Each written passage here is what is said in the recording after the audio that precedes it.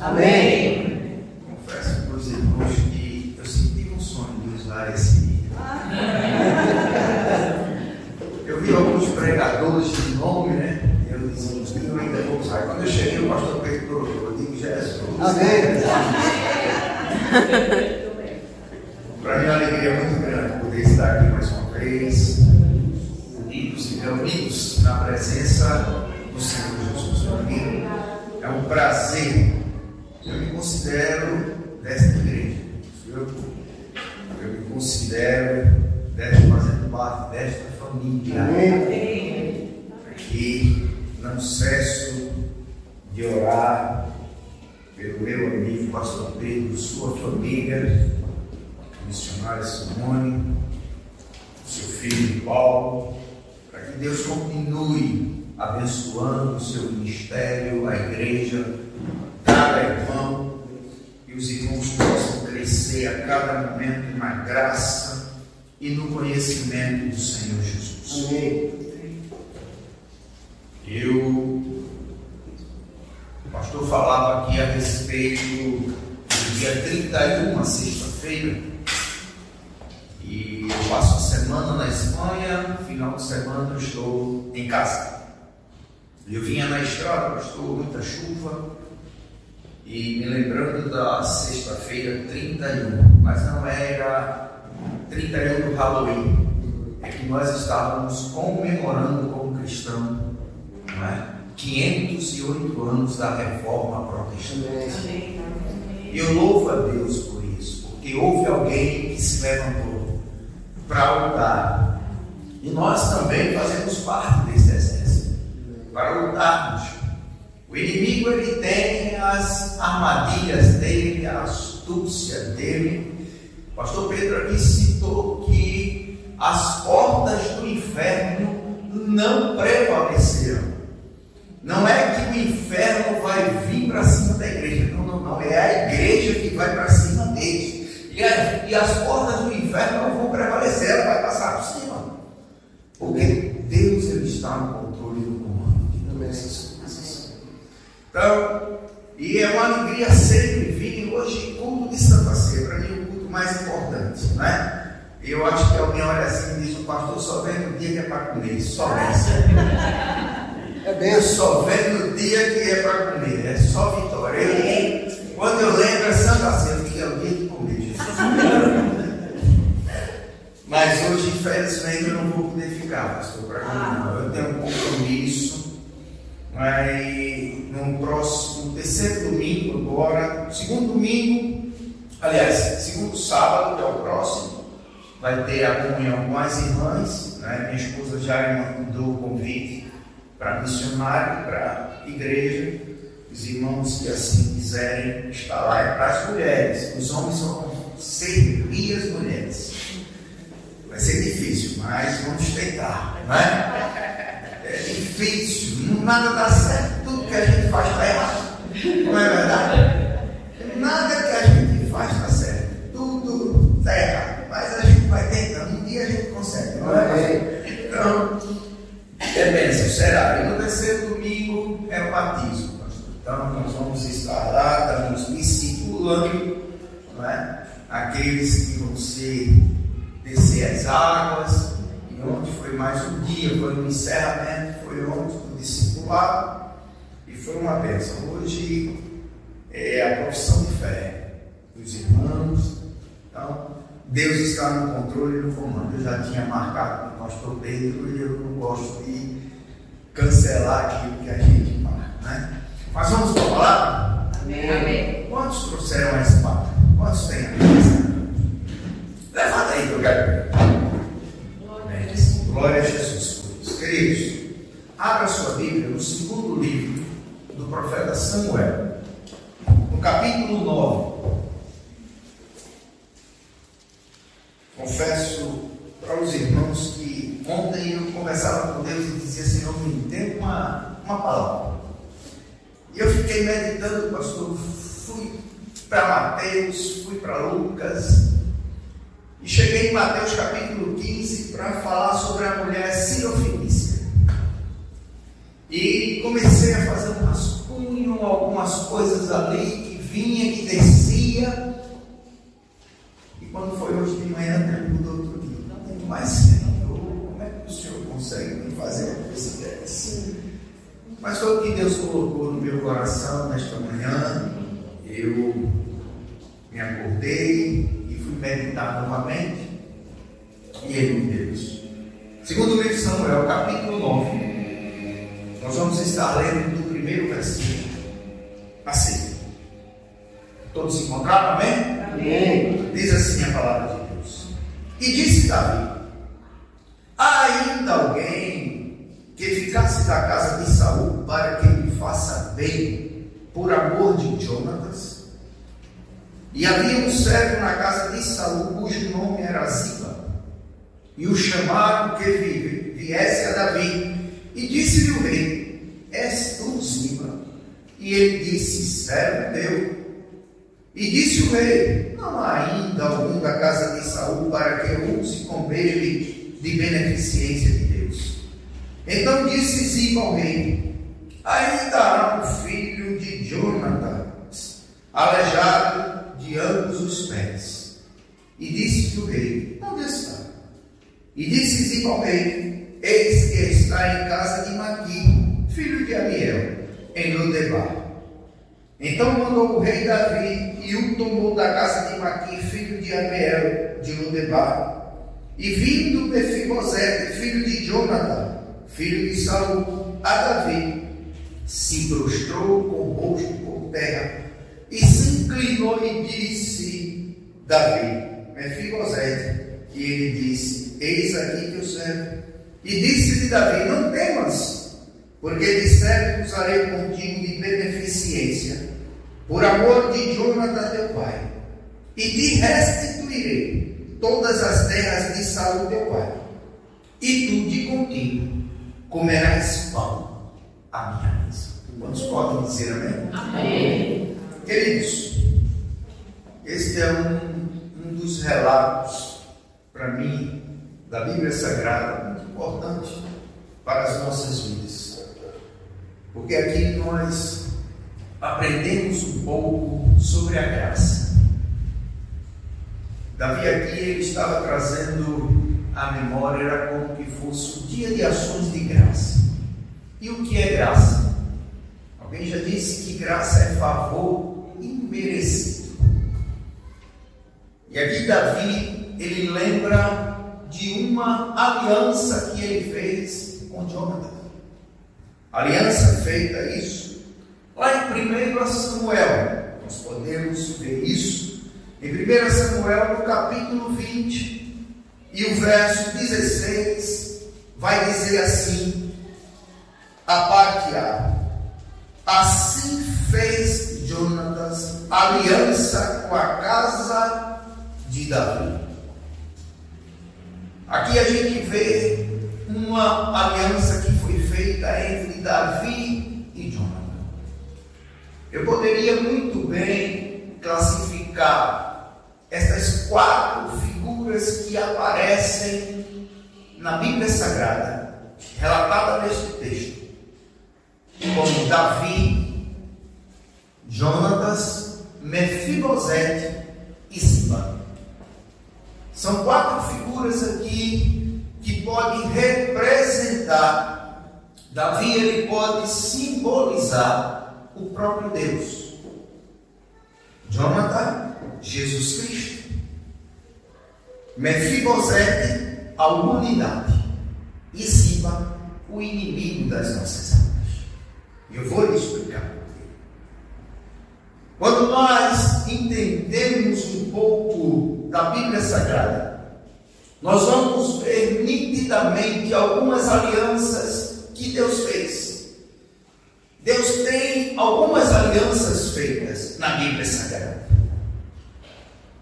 Deus, quando formou o homem, Ele formou um homem perfeito. Ele formou um homem sem pecado. A gente vai ver Adão foi formado pelo próprio Deus, aonde Deus diz: façamos o homem à nossa imagem e semelhança.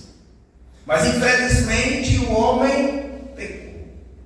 A queda do homem naquele momento, o O homem nasce perfeito, mas com a queda ele fica deficiente. Ele precisava de conserto. Ele não podia mais ter comunhão com Deus como ele tinha antes. Ele não podia mais participar da mesa como ele participava antes. Não era o homem que ia atrás de Deus para cultuar, como nós viemos hoje. Nós chegamos à casa de Deus para adorarmos, buscarmos a Deus, cultuarmos a Ele. Mas a Bíblia vai relatar em Gênesis que era o próprio Deus que vinha para cultuar com Adão. Era o próprio Deus que se apresentava naquele momento para poder vir com Adão e saber como Adão estava. Deus sempre vinha na virada da manhã saber como o amigo estava. Mas um dia Adão pecou, Adão falhou, não é? E a comunhão foi vedada, a comunhão foi quebrada. Aquilo que Deus tinha dado a Adão, que era como uma promissória para ele tomar conta da terra, Deus deu tudo a ele. Ele entregou na mão do inimigo. E aí o inimigo tomou posse daquilo. O homem deixou de ser perfeito e se tornou imperfeito, para encontrar através de Jesus Cristo depois o caminho da salvação. Então aqui eu vou entendendo aos poucos e aquilo que Deus colocou no meu coração, eu vou tentar que você, eu quero que você entenda também a respeito disso. Então eu vejo que Deus, ele sempre lutou para ter comunhão conosco. E ele fez algumas alianças. A primeira aliança foi a aliança edênica, lá no Éden. Deus fez a primeira aliança no Éden. A segunda aliança foi adêmica. Em Gênesis capítulo 3, ele fez uma aliança com Adão. E aí ele disse que através da semente da mulher, ele enviaria o antídoto que eliminaria o veneno lançado pela serpente. Que é Gênesis capítulo 3, versículo 15. É a segunda aliança. A terceira aliança nós vamos ver em Gênesis no capítulo 8. Aliança noética, onde Deus faz uma aliança com Noé. Aí a gente vai um pouco mais. A quarta aliança Deus faz com Abraão. Porque alianças Deus fez muitas, mas a aliança de sangue só existe duas. Uma no Velho Testamento e uma no Novo Testamento.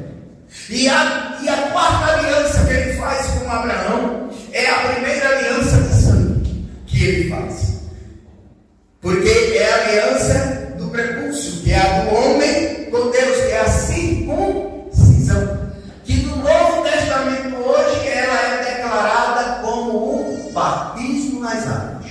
Nós não precisamos circuncidar, mas descendo as águas, nós estamos fazendo a aliança que Cristo fez por nós. Aquela aliança do Velho Testamento não existe mais. Por isso que Jesus diz: eu estou vos fazendo uma nova aliança. Se tem nova, é porque existia uma velha, e aquela velha estava sendo eliminada. Deus fez esta aliança com os judeus.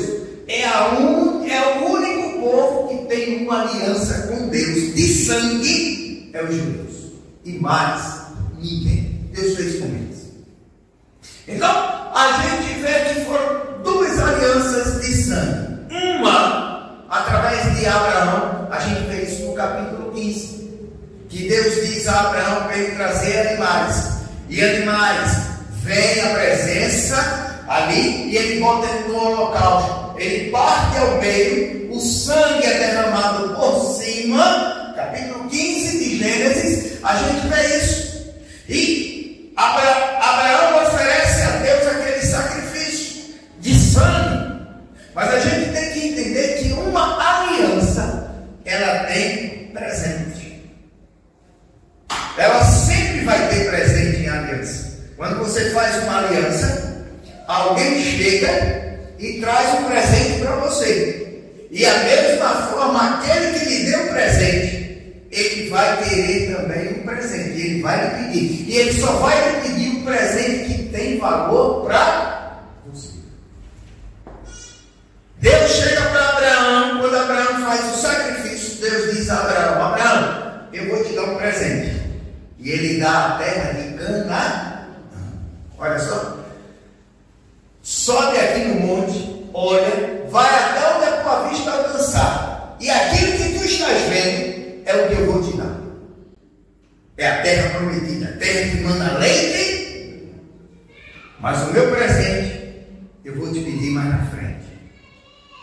Aí a Bíblia diz que passa-se o tempo, porque o sonho de Abraão era ser pai. Aí Deus faz a promessa a ele de Isaac. Mas Sara, já de idade avançada, Abraão de idade avançada, Deus chega e envia o anjo e diz: olha, Sara vai ter um filho. A Bíblia diz que Sara ri. Capítulo 17 do Gênesis, Sara dá um sorriso. E ela ri daquilo que ela escuta. Como é que eu posso gerar? Velha do jeito que eu sou. Aí o anjo diz: por que riu-se Sara? Ele nem tinha visto Sara, mas ele sabia. E por que riu-se Sara? Haverá alguma coisa impossível para o teu Deus? Aleluia. Aí a Bíblia diz que Deus, eu acho tão lindo, amados, a forma que Deus age, até com as coisas que a gente muitas vezes vem com incredulidade, porque Sara, ela riu por incredulidade. E Deus usou o sorriso de Sara para dar o nome de Isaac. Porque o nome de Isaac significa sorriso. É o nome. Sara ri, Deus diz: gostei do sorriso de Sara. Vou dar o nome do menino de Isaac. E Isaac vem. Presente de Deus também.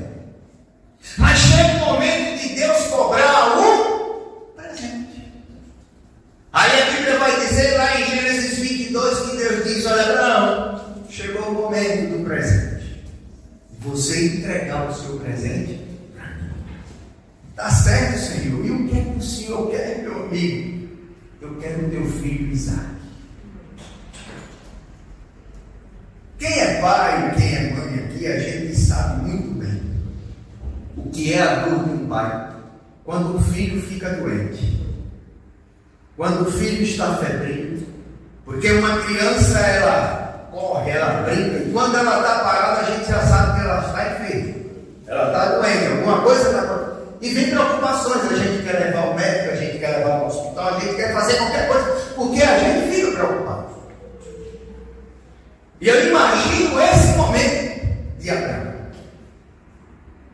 Para mim, ele não conversou com Sara, porque Sara não entenderia aquilo que Abraão iria fazer, que era sacrificar o seu filho. E a Bíblia diz que ao amanhecer pela madrugada, Abraão pega alguns servos. Isaac já não era mais uma criança. Isaac tinha já 17 anos, entre 17 a 20 anos de idade. Já era um jovem.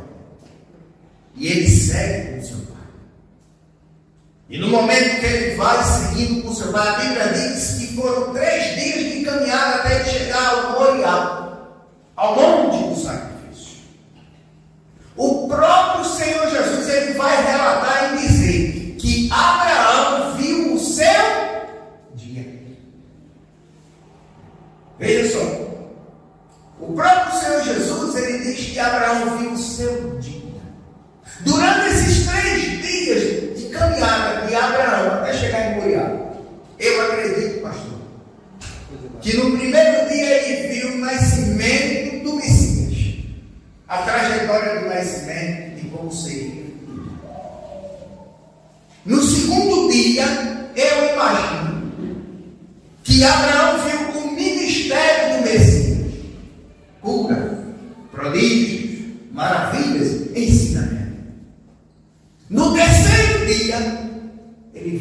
morte e a ressurreição de Cristo. Ali ele viu o Cordeiro sendo entregue. Eu acredito que isso fortaleceu um pouco mais, tanto que em Hebreus capítulo 11, nós vamos ver que Abraão acreditava tanto em Deus, tinha tanta fé, que mesmo assim, sabendo que o seu filho morresse, porque além de Abraão matar, ele tinha que queimar o sacrifício. E ele diz: eu acredito que mesmo eu matando e queimando, o Senhor ainda pode fazer viver. Foi por isso que ele foi tirado como pai da fé. 3 trajetórias. Imagina ele caminhando com Isaac. Amados, vai existir momentos na nossa vida, quando Abraão não conversa com Sara e ele sai com Isaac. Vai existir momentos na nossa vida que não cabem 3 pessoas. Só vai caber 2 pessoas, é você e Deus, não mais ninguém.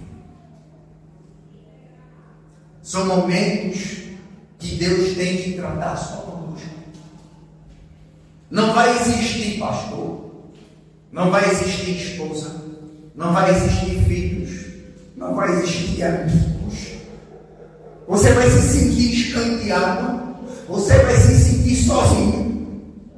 Mas é momento de você e Deus, dele tratar com você, dele preparar você para aquilo que ele tem executado na tua vida. Saiba de uma coisa: Deus te dá, mas ele cobra. E a primeira coisa que ele cobra de cada um de nós se chama obediência. Alguém já disse que o maior sacrifício para o homem perante Deus é a obediência. Então aqui Abraão segue, e no momento que ele segue a sua trajetória, eu imagino ele chegando no Moriá, porque a Bíblia relata que ele deixa os seus servos e sobe com o jovem, ele só e Isaac, mas ninguém. Mas por que os servos ficaram? Porque os servos não foram. Só foi Abraão e Isaac. É porque tem gente que te acompanha, que muitas vezes vai chegar a certo limite, que a fé dele só vai até ali. Dali para frente, ele já não serve mais. A fé dele já não acompanha mais. É só com você. Aí eu acho lindo, porque Abraão vai subindo com Isaac. E a Bíblia vai dizer, Gênesis 22, vai dizer que ele sobe o Moriá. E Isaac olha assim e diz: meu pai, eu já estou vendo o local do sacrifício. Eu vejo que lá tem lenha, está tudo pronto. Eu vejo até o cutelo daqui, pai. Tem lenha, tem fogo, tem o cutelo. Mas cadê o cordeiro do holocausto? Eu imagino que aquilo deu um nó na garganta de Abraão. Eu imagino Abraão dizendo: meu filho, Deus sempre foi e sempre será o meu amigo. Durante toda a minha trajetória, desde eu sair da terra aonde eu vivi, Deus me fez promessa, disse que eu seria pai de uma grande nação. E o meu amigo nunca me desamparou, Isaac. Meu amigo sempre foi fiel comigo. Mas agora o meu amigo pede você como sacrifício, Isaac. E eu não posso negar, porque ele é o meu amigo. Aleluia.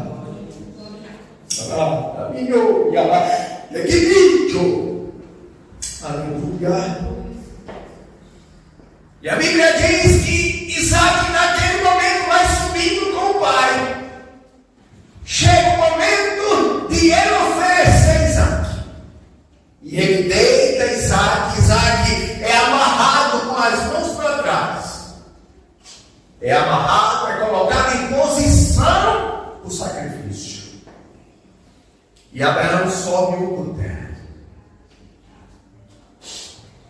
Algumas traduções, quando a gente lê as nossas traduções atuais, nós vamos ouvir dizer assim: e o anjo do Senhor disse: não temas, não toques no menino, porque agora eu sei que tu temes a Deus. Eu acho interessante porque as traduções antigas diz que o anjo lhe segurou a mão. É como que ele foi descer, o anjo agarrou. Aqui eu vejo uma teofania. E o que é uma teofania? É o próprio Deus ali. Porque ele disse: agora sei que temes a Deus e não me negastes o teu próprio filho. Sabe uma coisa? Você pode até estar passando por luta, provação. Você pode estar achando que está perdendo tudo. Mas enquanto você sobe de um lado, Deus sobe do outro, trazendo socorro para a tua vida e resposta para aquilo que Ele tem para você. Aleluia. Então Deus sempre tem uma aliança conosco. E a aliança que Davi faz, Mefibosete, representa a humanidade, porque somos nós deficientes. Mefibosete nasceu perfeito. Ele não nasceu deficiente, aleluia. A gente vai ver isso em 2 Samuel capítulo 4. Diz que, porque quando um rei morria e o outro sucessor assumia o trono, toda a família daquele rei ela era eliminada, para que eles não viessem se levantar no futuro para tomar o reino novamente. Então a ama de leite, quando ela soube que Saul perdeu seus 3 filhos, primeira coisa que ela fez foi pegar o filho de Jonathan e sair às pressas.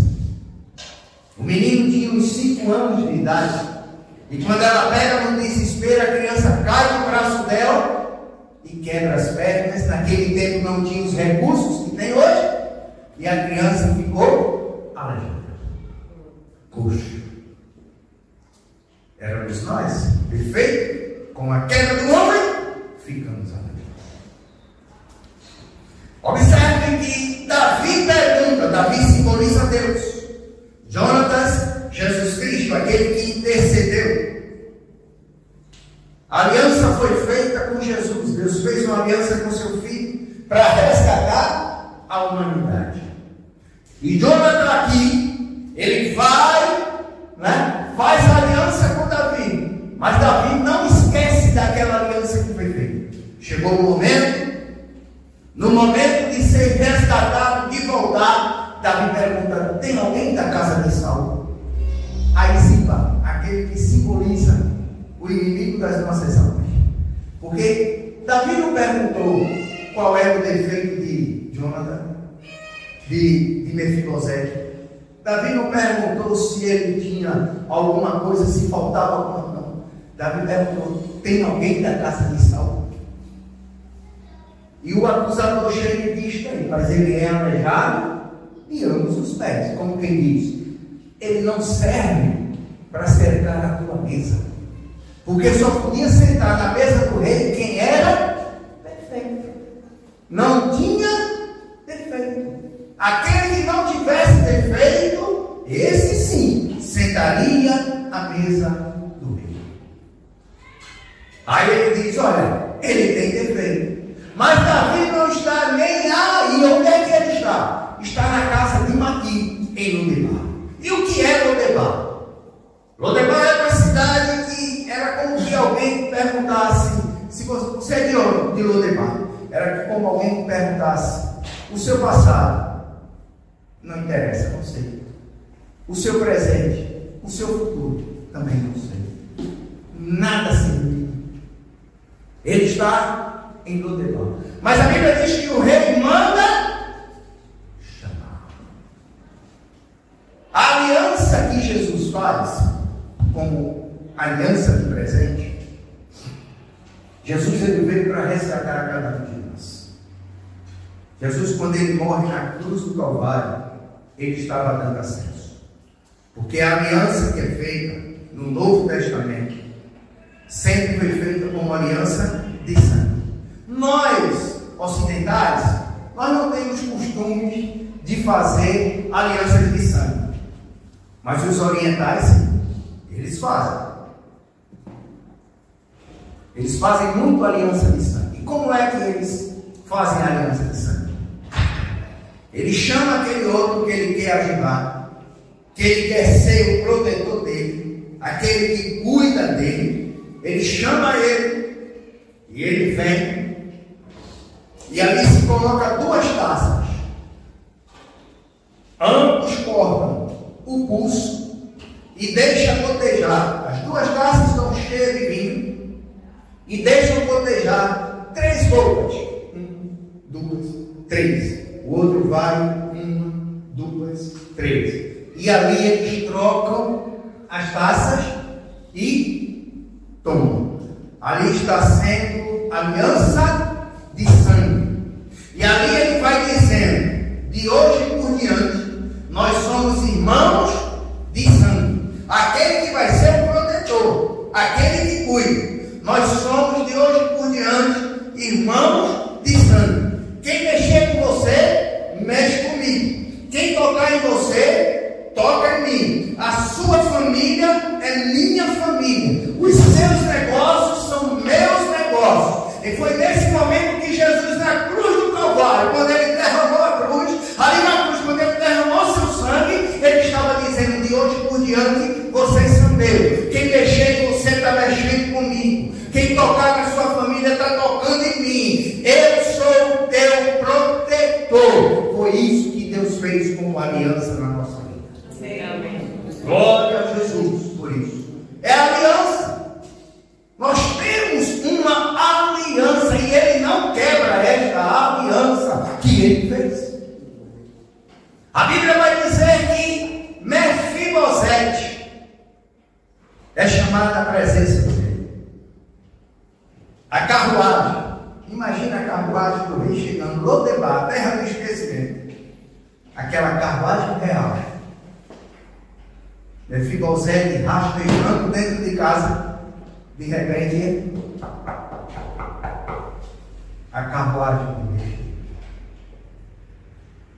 Eu não sei o que você precisa, mas hoje a carruagem do rei pode bater na sua porta e dizer: o rei manda dizer que ó, chegou o momento.